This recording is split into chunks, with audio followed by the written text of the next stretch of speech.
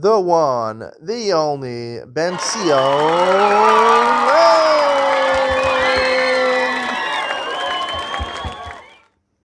Good morning and welcome to Yeshiva YouTube. Iyun and Sion. Today we're learning Pesachim, Perek Daled, Mishnayos Daled, and hey, Mishnah Daled talks about a couple of different minhagim. One of them talks about lighting candles on Yom Kippur, specifically in your bedroom. Some places have a minhag to light a candle in your bedroom, or to put on a Shabbos light, and some places the minhag specifically not to, both for the same reason. The place they had the minhag to do it is so you're not allowed to have relations with your wife when there's light in the room, so it'll stop you from having relations with your wife, which is also on Yom Kippur.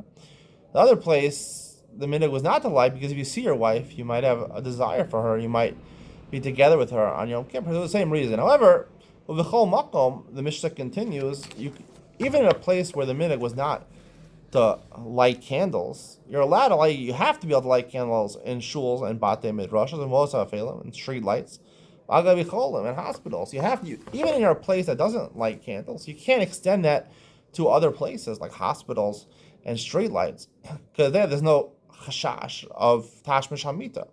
We talked about yesterday. Minhagim basically are sort of an Isser D'Rabbanan. It's like a neder, a dvar mitzvah. You're extending when Chazal felt there was some sort of chashash, right? And therefore, or people felt there was a chashash, and Chazal mandated and said that this minhag is a minhag.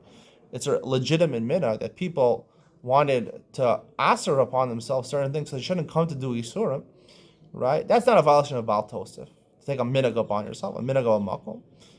As long as we see that Chazal, in certain instances, were made gzeros similar to this.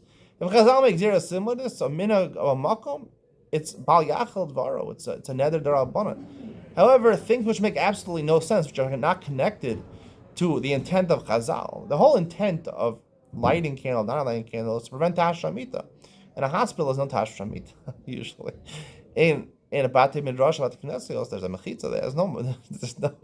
There's no relations there.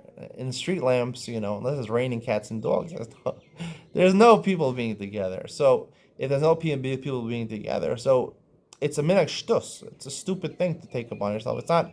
It doesn't fall under the rubric of minhagim that are legitimate, that constitute bal yachal dvarim midrabbanan. You can't take yisurim. That's bal tosef. You can't just make up things that don't make any sense. You can't just make aser smartphones and say only kosher phones are good. It doesn't make any sense. You can't do that. We don't see anywhere Chazal were kosher for such a thing like this.